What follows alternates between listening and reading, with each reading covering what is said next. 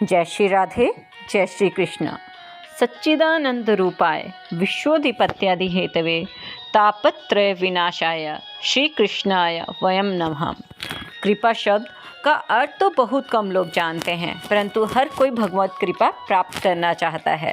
कृपा माने किसी कामना के दूसरे को परिपूर्ण कर देना, उसके बदले में कुछ ना चाहना। बदले की भावना से कोई भी कार्य कृपा नहीं, बिजनेस है। ऐसी कृपा तो संसार में सब करते हैं, दुकानदार, माँ, बेटे, पड़ोसी, सब। माँ बाप अपने बेटे पर कृपा करते हैं, उसको पाल पोस कर बड़ा करते हैं, लेकिन वहाँ भी स्वार्थ छुपा है। उनका स्वार्थ सिद्ध चाहे हो या ना हो, वह अलग बात है, लेकिन उनमें बदले की भावना तो होती है कि अभी हम अपने बच्चे को पाल रहे हैं और जब हमें आवश्यकता होगी तो बच्चा हमें पालेगा।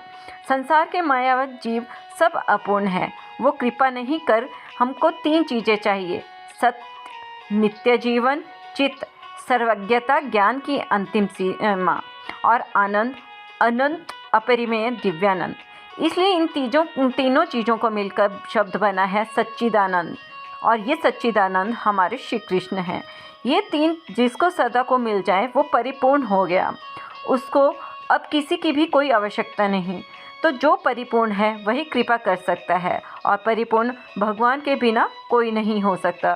स्वर्ण अक्षरों में लिख लो, और सब धोखा है। परिपूर्ण केवल 2 ही हैं, भगवान और उनके भक्त महापुरुष, यानी जिनके ऊपर भगवान की कृपा है, जिससे वे माया से मुक्त होकर भगवान की शक्ति को पाकर परिपूर्ण हो जाते हैं।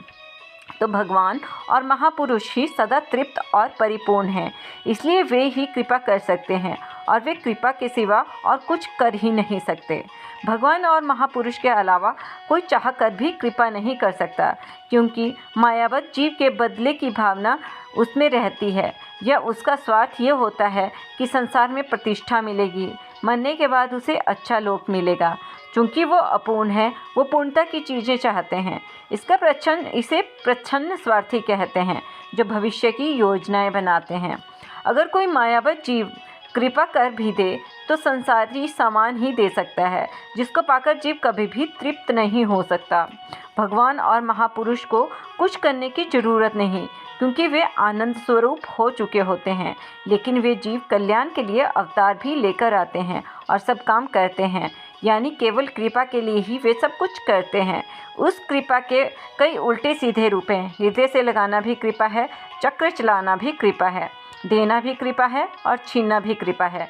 उनकी हर क्रिया में कृपा ही होती है, पर उपकार वचन मन काया उसको कोई मनुष्य नहीं समझ सकता। इस कृपा को प्राप्त करने के लिए हमको पूर्ण विश्वास करना होगा। जो 100% विश्वास कर ले भगवान और संत ही कृपा करते हैं, वो सच्चे हृदय से कृपा मांगेगा, केवल मुँह से नहीं। तो केवल दृढ़ विश्वास से भगवान मिलते हैं। बेपढ़ा लिखा धन्ना जाट ने भी दृढ़ विश्वास कर लिया था और उसका काम बन गया, लेकिन हम लोगों के मन में अनंत जन्मों के पाप जमे होने के कारण पूर्ण विश्वास नहीं होता। सबके हृदय में ये विश्वास है, भगवान खाते वाते नहीं हैं और न खाएंगे, देखते भी नहीं हैं उन्होंने खाया कि नहीं खाया। तो पूर्ण विश्वास को मन में लाने के लिए सब अविश्वास को भगाना होगा। उसको भगाने के लिए हमको मन को भगवान में लगाने का प्रयत्न करना होगा। साधना, भजन, कीर्तन आदि केवल उस विश्वास को जमाने के लिए हैं, लेकिन इसमें यह समझना है कि मन को ही सब कुछ करना है, विश्वास अविश्वास कुछ भी नहीं। इसलिए केवल इंद्रियों की भक्ति से काम नहीं बनेगा, मन को लगाना होगा। तो यहाँ भक्त प्रयत्न कर रहा है और राधा रानी से कहता है, किशोरी जू, मुझे विश्वास है तुम कृपा करोगी। कितना विश्वास है ये तुम जान लो। मैं तो इसे तराजू में नहीं रखता कि कितना है। ऐसा बोलने का हमें प्रयत्न करना है। फिर ऐसे बोलते बोलते और ध्यान करते करते, विश्वास बढ़ाते बढ़ाते, ज्यों ज्यों अंतःकरण शुद्ध होगा त्यों त्यों विश्वास दृढ़ होता जाएगा और हम कृपा के पास पहुँचेंगे। और जब अंतःकरण पूर्णतः शुद्ध हो जाएगा, तब गुरु कृपा से इंद्रिय, मन, बुद्धि में दिव्य शक्ति मिलेगी, तभी पूर्ण विश्वास होगा, तब कृपा का पूर्ण लाभ मिलेगा। तो बोलिए बांके बिहारी लाल की जय, राधा रानी सरकार की जय।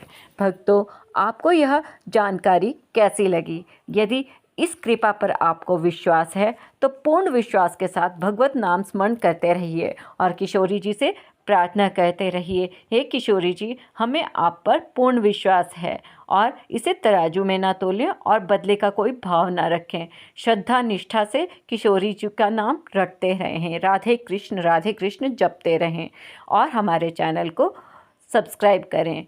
अगर वीडियो पसंद आई तो इसे लाइक और शेयर भी करें। जय श्री राधे, जय श्री कृष्ण।